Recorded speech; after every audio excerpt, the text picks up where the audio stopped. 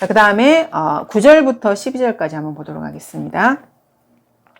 사랑하는 자들아, 우리가 이같이 말하지만 너희에게는 더 좋은 일들과 구원과 함께 올 일들이 있음을 확신하노라. 자, 1절부터 쭉 해서 지금 구원을 잃어버린다는 표현을 저희가 여기서 이제 봤잖아요. 근데 9절을 통해서 이 환난 성도들에게 지금 힘을 주는 거예요.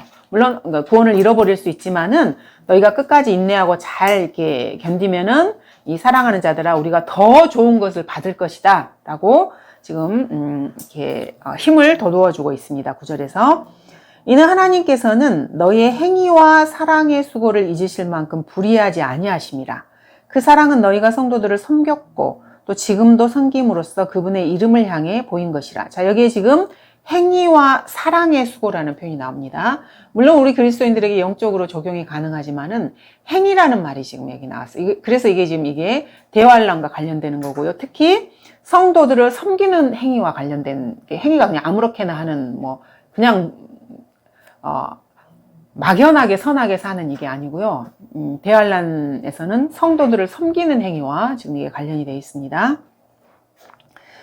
우리는 너희 각자가 끝까지, 여기서 끝도 대환란 끝을 말합니다. 끝까지 소망의 온전한 확신을 향하여 같은 부지런함을 보여주기를 바라노니 이는 너희가 게으른 자가 되지 아니하고 믿음과 인내를 통하여 그 약속들을 유업으로 받는 사람들을 따르는 자들이 되게 하려는 것이라. 그래서 여기서도 믿음이라는 표현이 하나가 나오고요. 그 다음에 두 번째 인내라는 표현이 지금 나와요.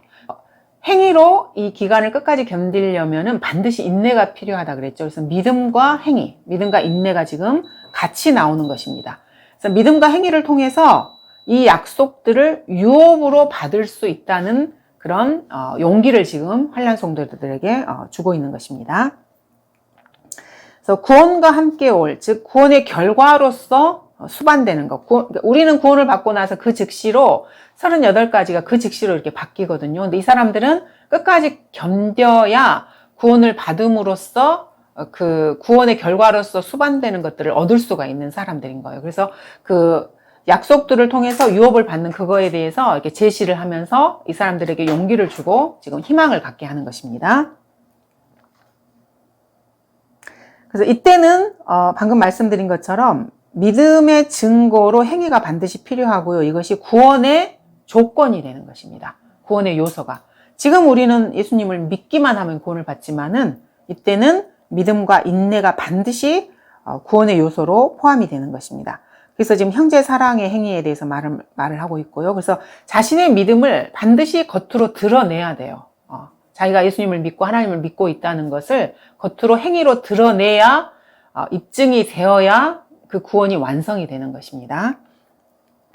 그래서 그 형제 사랑의 행위를 통해서 자신의 믿음을 증거를 하는 것입니다. 자신이 하나님을 믿고 있다라는 것을.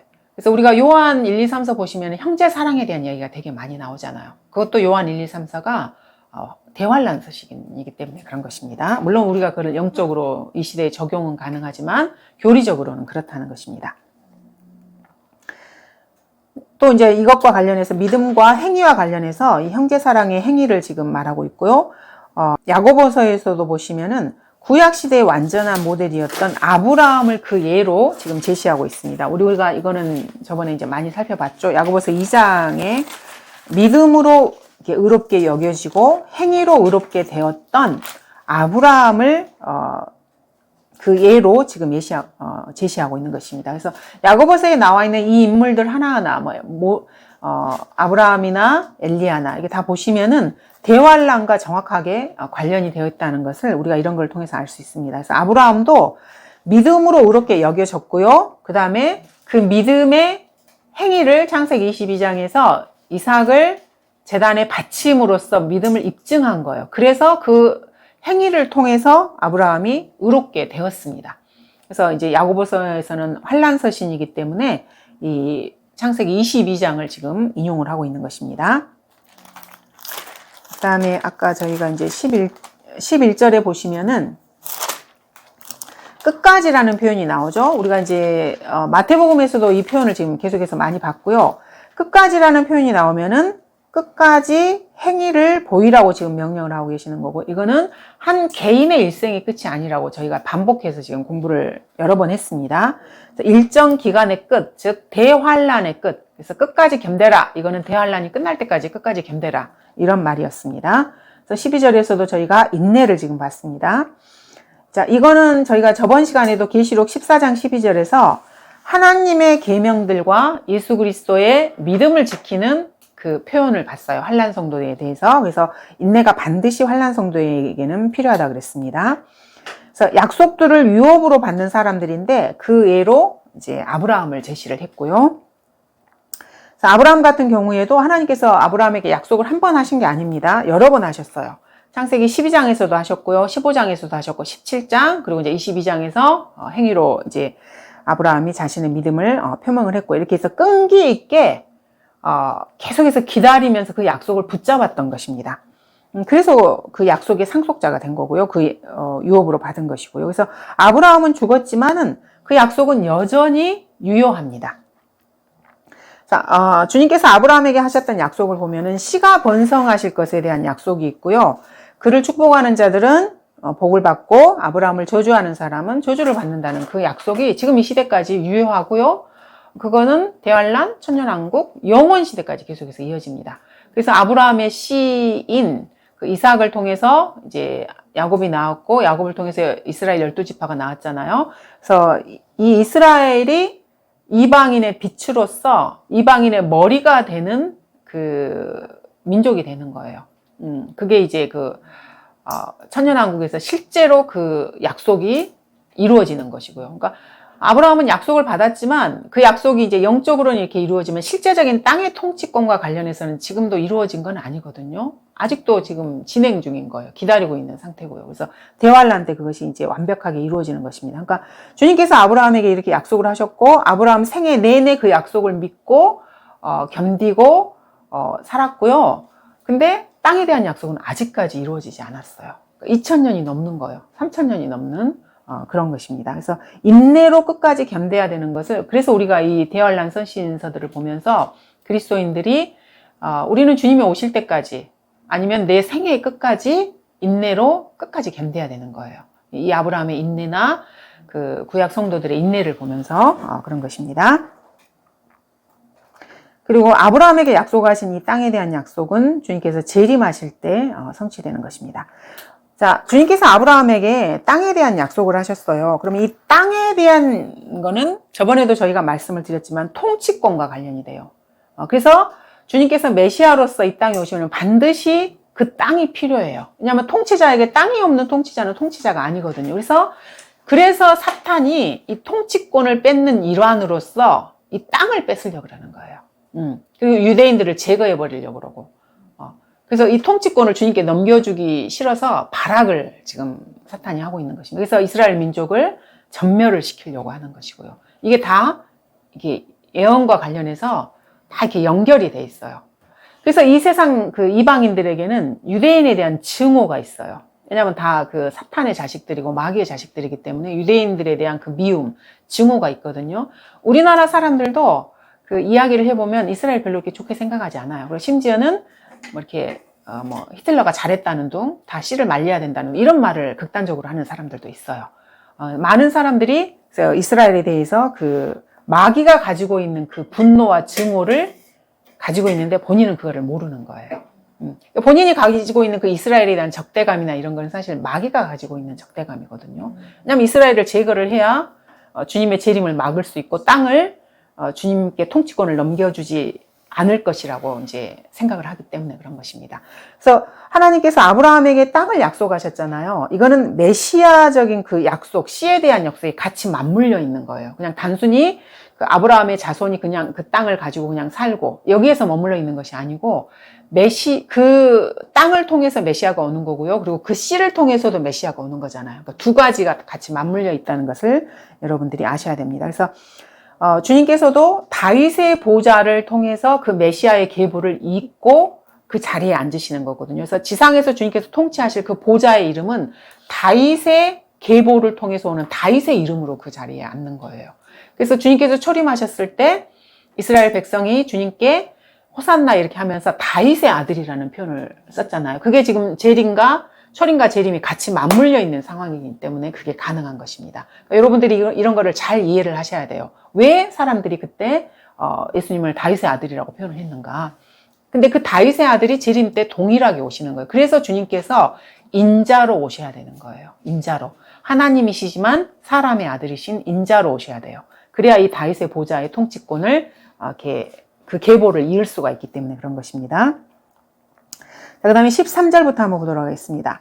하나님께서 아브라함에게 약속하실 때 두고 맹세할 리가 자기보다 더 큰 자가 없으므로 자신을 두고 맹세하며 말씀하시기를 반드시 내가 너를 복주고 복주며 또 번성케 하고 번성케 하리라 하셨더니 그가 그처럼 끈기 있게 견딘 후에 그 약속을 받았느니라. 자, 영적인 약속을 받았는데 땅에 대한 통치권은 아직 다 받지 않았습니다. 그러니까 이 끈기가 얼마나 이어져야 되는지를 여러분이 생각을 하셔야 돼요. 그래서 여러분 인생에서의 7, 80년 참고 사는 것은 여기에 비하면 사실 아무것도 아니에요.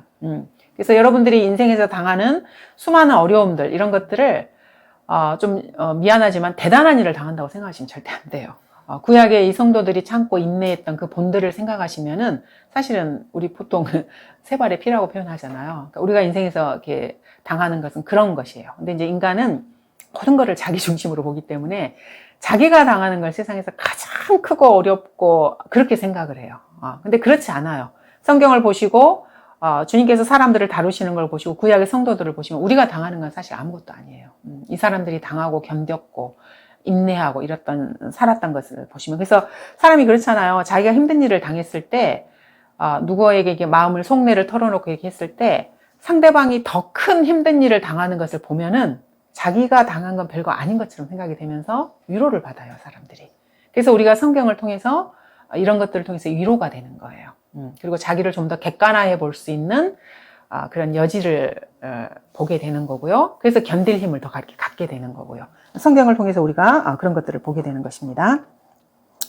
자, 여기 이제 13절부터 20절까지 이렇게 보시면은요. 한번 이제 좀 이렇게 어려운 부분이 지금 여기 나오는데 멜키세덱에 대한 이야기가 지금 여기 나옵니다. 15절까지 읽었죠? 16절부터 한번 볼게요. 실로 사람들은 자기보다 더 위대한 일을 두고 맹세하나니 확정을 위한 맹세는 그들에게 모든 다투는 일의 종결입니다.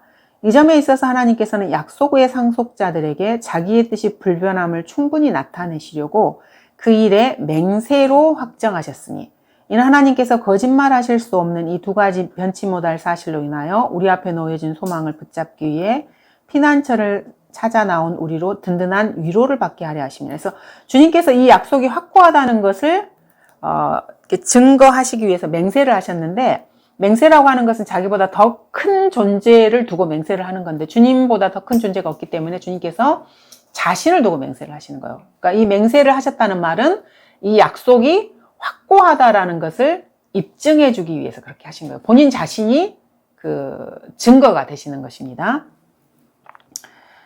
우리가 이 소망을 혼에 닭같이 가졌으니 확실하고 견고한 소망이라. 그래서 주님이 자신의 이름을 두고 맹세하셨기 때문에 주님의 약속을 믿는 것, 그러니까 소망을 갖는 것이 확실하다는 것입니다. 이로써 우리 혼이 휘장 안에 있는 곳으로 들어가나니 선도 주자이신 예수께서도 우리를 위하여 그곳으로 들어가시어 멜키세덱의 계열에 따른 영원한 대제사장이 되셨느니라.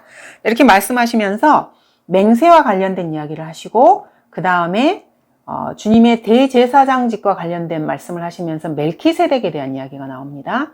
자, 멜키세덱에 대한 이야기는 아주 이게 어려운 내용이에요. 그래서 바울도 이 부분에 대해서 너희가 지금 이렇게 연수로 보면 선생이 돼야 되는데 듣는 것이 둔해서 더 이상 이제 말은 하지 않겠다고 이렇게 표현할 정도로 이건 되게 이제 어려운 부분이고요. 히브리서 요 부분하고요. 그다음에 그 창세기에 아브라함이 그 크돌로메인가요? 거기 그 이제 왕들을 쳐보시고 돌아올 때 그 멜키세덱에게 11조를 내잖아요. 그 두 개 외에는 다른 곳에서 멜키세덱에 대한 언급이 전혀 없어요. 그래서 되게 이게 신비로운 인물이기도 하거든요. 자, 멜키세덱과 관련된 부분을 조금 이제 살펴보도록 하겠습니다. 여기 지금 멜키세덱이 등장하는데 이 사람은 이방인이에요. 그러니까 물론 이때는 유대인이 없었기 때문에 모두가 다 이방인이에요. 여러분 아셔야 되는 게 아브라함은요 이방인이에요. 유대인이 아니에요. 유대인이 시작되는 것은요 야곱을 통해서 시작이 됐어요. 그래서 아브라함은 유대인의 조상이긴 하지만은요, 유대인이 아니에요. 히브리인인 것은 맞아요. 왜냐하면 강을 건너서 왔기 때문에. 물론 유대인들도 히브리인이라는 명칭으로 불리기도 해요. 하지만 아브라함은 이방인이에요. 유대인이 아닙니다. 그리고 이 시대에는 전부 다 이방인만 있어요. 전부 다 이방인. 그래서 멜키세덱도 이방인이에요. 그리고 셈족이고요. 이 사람은 제사장으로 지금 나옵니다. 그래서 아브라함 같은 경우에는 하나님께서 이미 약속을 해주셨잖아요. 그래서 그리고 맹세로 확정을 해주셨죠. 그러니까 이 약속을 가지고 있는 약속의 상속자예요. 아브라함 같은 경우에는. 그래서 이제 주님께서 보시면은 모든 다툰 일의 종교를 위해서 맹세를 해주셨죠. 우리나라에는 이제 그렇지는 않은데 영어권의 그 언어를 보면은요, 욕을 하거나 이렇게 저주를 할 때 하나님의 이름을 들어서 해요. 심지어는 그 Jesus Christ라는 그 예수 그리스도의 이름을 욕으로 사용하기도 해요. 그 사람들. 근데 이제 여기서 이제 물론 신성모독적인 행동이긴 하지만 그 사람들 마음속에 깊은 곳에서도요, 내가 누구를 저주한다 그래서 그 저주가 그 사람한테 임하는 게 아니거든요. 그러면 누구만 그 사람을 저주할 수 있다는 걸 아냐면 하나님 한 분만, 주 예수 그리스도만이 그 사람을 저주할 수 있다는 것을 본능적으로 사람들이 아는 거예요. 그래서 축복을 할 때도 하나님의 이름으로 축복을 하지만은 저주를 할 때도 예수님의 이름으로 저주를 하는 거예요. 왜냐하면 그래야 그게 가능하다는 걸 본인이 본능적으로 알기 때문에 그런 것입니다. 물론 이제 그게 신성모독적인 행동인 것은 맞긴 합니다. 그래서 사람에게 축복과 저주를 주실 수 있는 분은 하나님 한 분밖에 안 계셔요. 그래서 인간들이 욕을 할 때 하나님의 이름을 들먹거리면서 욕을 하는 거예요. 하나님이 사람을 저주할 수 있다는 것을 본인이 알기 때문에 그런 것입니다. 자, 여기 17절에 보시면 아까 보신 것처럼 약속의 상속자들이라는 표현이 있습니다. 자, 이건 이제 두 가지로 우리 그리스도인들도 약속의 상속자들이잖아요. 우리도 지금 주님께서 우리에게 성경의 수많은 약속들을 우리가 거듭나고 나서 해주셨죠. 그래서 그리스도인들도 약속의 상속자들인 것은 맞습니다. 그러니까 믿음으로 우리가 성령의 약속을 받은 사람들이고요. 하지만은 이 약속의 우리에게는, 우리 그리스도인들에게 이게 영적으로 적용이 되지만은 아브라함의 육신의 자손들에게는 이 약속의 상속자들이라는 말이 실제적으로 적용이 돼요. 눈에 보이게 해요. 이게 하나님의 약속이 팔레스타인의 땅을 유업으로 받을 것과 관련이 되기 때문에 땅은 눈에 보이는 것이잖아요.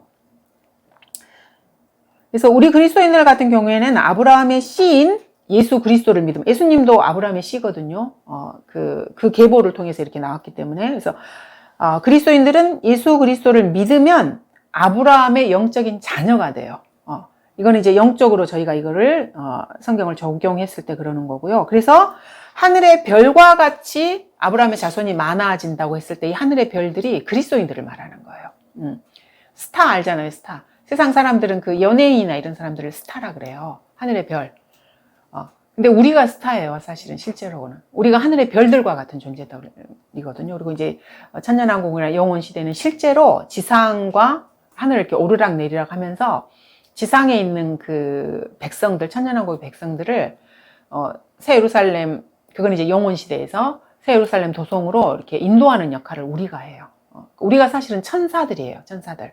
그래서 성경에서 그 재림할 때 능력의 천사들과 함께 오신다는 게 우리를 말하는 거예요. 그래서 구약의 천사들이 하나님의 아들들이었잖아요. 그래서 하나님의 아들들을 신약의 우리 그리스도인들이 대체한다는 게 그런 의미예요. 실제로 천사라고 불려요. 그리고 요한계시록에서도 보시면 여러분 그 천사라고 나왔던 사람들 중에 우리가 다니엘로 추정하는 사람이 있거든요. 그래서 성도들이 죽고 나서 부활을 하게 되면은요, 실제로 천사와 같은, 그러니까 이 지상에 사는 사람들에게는 천사로 보이는 거죠. 그리고 실제로 천사와 같은 역할을 하게 되는 거고요.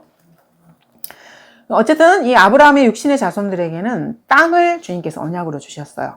그래서 이 땅은 아브라함의 육신의 자손들에게 해당되는 것입니다. 그래서 아까도 말씀드렸던 것처럼 이 땅을 계속해서 사람들이 주님으로부터 탈취를 하려고 하는 거예요. 그래서 이 로마 카톨릭이라는 이 종교를 통해서, 이게 사실은 종교 집단이잖아요. 근데 여러분 아셔야 되는 게 로마 카톨릭이 정치 집단이라는 것은 영적인 의미가 아니고 실제로 그래요. 로마 그 도시에 바티칸 시국이라는 게 있거든요. 나라예요, 나라. 그래서 세상에서 제일 작은 나라가 바티칸 시국이에요. 그 실제 나라거든요. 그래서 유엔에도 참여를 해요, 이 사람들이. 그래서 추기경이나 이 사람들을 보내고요. 전 세계의 나라와 대사들을 보내고 그 수교를 맺고 하잖아요. 이 바티칸 시국이 해요, 그 일을. 그러니까 나라가 하는 일을 여기가 다 하는 거예요. 그래서 영토는 그 바티칸 시국이고요. 물론 교황이 그 나라 왕이겠죠. 그리고 추기경이나 그 사제들 있잖아요. 전 세계에 흩어져 있잖아요. 실제로 수교를 해서 추기경을 파송하는 경우도 있고요. 그 나라의 그 종교를 통해서 그 나라를 장악하는 거예요. 그러면 군대도 있어야 되잖아요.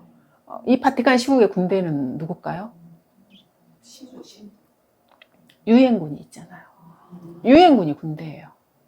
그래서 유엔 그 군대를 자기가 원하는 방식으로 이렇게 쓰는 거예요. 그래서 군대도 있고 땅도 있고요. 대사도 있고요. 왕도 있고 다 있어요. 그래서 한 나라가 갖춰야 될 요건을 다 갖추고 있어요.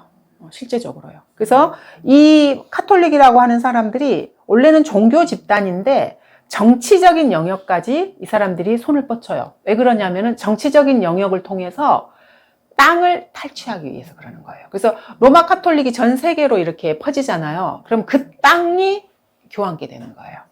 그래서 종교로 사람들을 이렇게 교육을 그러니까 한마디로 세뇌를 시켜서 교황의 말을 듣게 만드는 것입니다. 그래서 여러분 알아야 될 게 히틀러나 무솔리니나 모두 다 카톨릭 신자들이에요. 그래서 그 사람들을 통해서 로마 카톨릭에서 자신들이 이 지상에서 하고 싶은 일을 하는 거예요.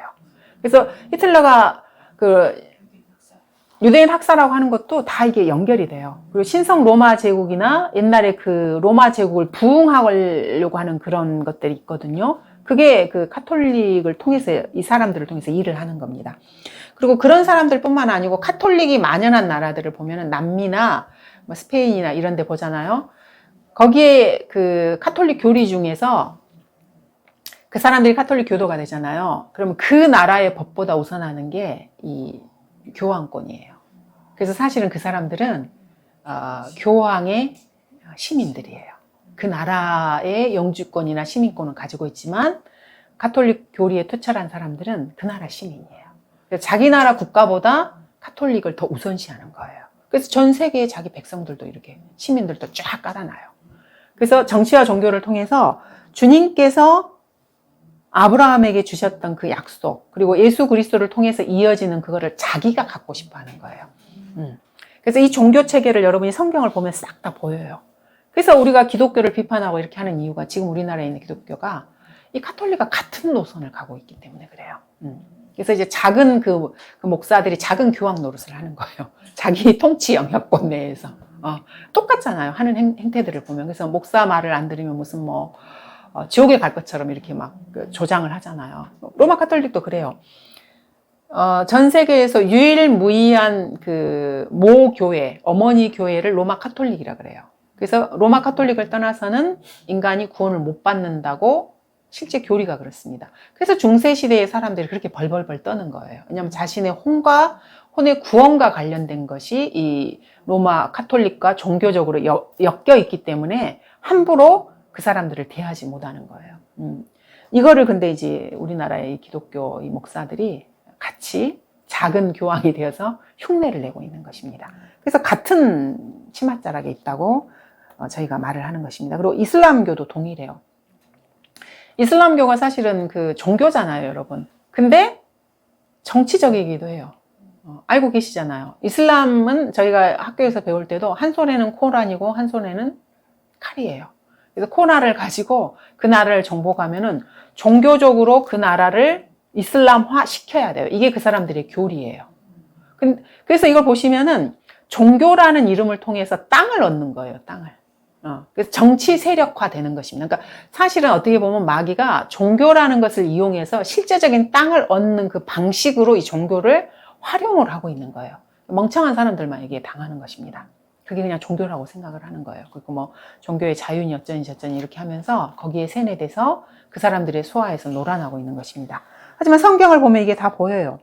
그래서 이 카톨릭이나 개신교나 이슬람교도 마찬가지고요. 물론 이슬람교는 뭐 하나님의 나라가 확장한다는 이런 표현을 쓰진 않지만은 하나님의 나라, 그러니까 이 사람들은 이제 하나님의 나라와 천국을 구별하지 못하기 때문에 천국을 이렇게 자기들의 교세가 이렇게 넓혀지면 이게 천국이 확장된다고 보는 거예요. 우리나라 개신교도 마찬가지잖아요. 이렇게 해서 종교적이거나 그 실제적인 정치적인 권력을 다 갖고 이 지구를 통치하는 게 목표예요. 그래서 적그리스도가 이 로마 카톨릭을 통해서 등장하는 거예요. 이런 배경이 있기 때문에. 자, 어쨌든 간에 하나님께서는 이 다윗의 보호자를 통해서 팔레스타인 땅에 영원히 보좌를 세우시고 통치를 하실 것입니다. 그리고 적그리스도의 세력은 이 제일 큰 음녀인 로마 카톨릭을 통해서 이것을 저지하는 거고요. 이제 그 외에 뭐 이슬람도 여러분 이제 그 역사를 보시면 로마 카톨릭에서 만들어낸 종교입니다. 그래서 다 같은 그 아래에 있는 애들이에요. 근데 지금은 이제 이슬람 세력이 워낙 커가지고 자식을 잘못 키운 거지. 너무 커가지고 이제 그 어미를 위협하는 지경에 지금 이른 것입니다.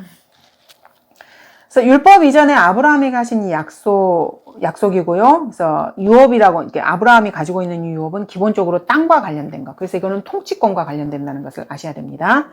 그 다음에 아까 이제 18절에서 보시면은 두 가지 변치 못할 사실이라는 말씀이 나오는데, 이게 이제 약속과 맹세와 관련된 이야기입니다. 그래서 하나님의 약속은 선한 것이고요. 또 하나님의 약속은 속이지 않습니다. 그리고 사람을 잘못 인도하지도 않고요. 그래서 하나님은 약속에 관한 한 절대로 거짓말을 하지 않습니다. 그래서 우리가 성경의 약속을 믿는 것은 하나님께서 거짓말하지 않으신다는 그 기초 위에서 성경을 믿는 거예요. 인간들처럼 하나님이 거짓말하시면 우리가 성경을 어떻게 믿겠어요? 하나님은 절대로 거짓말을 하지 않습니다. 근데 여러분 아셔야 될 게, 말씀을 거절하는 자들에게 하나님께서는요, 잘못 인도하셔요. 자, 하나님이 약속하시고 잘못 인도하지 않으시고 절대로 속이지 않으시는데, 동전의 양면 여러분 잘 보셔야 됩니다. 주님을 속이려고 하는 자들을 주님께서는 속이셔요. 이 부분은 이제 내용이 좀 방대하기 때문에 다음 시간에 이어서 하도록 하겠습니다. 오늘은 여기까지 하도록 하겠습니다.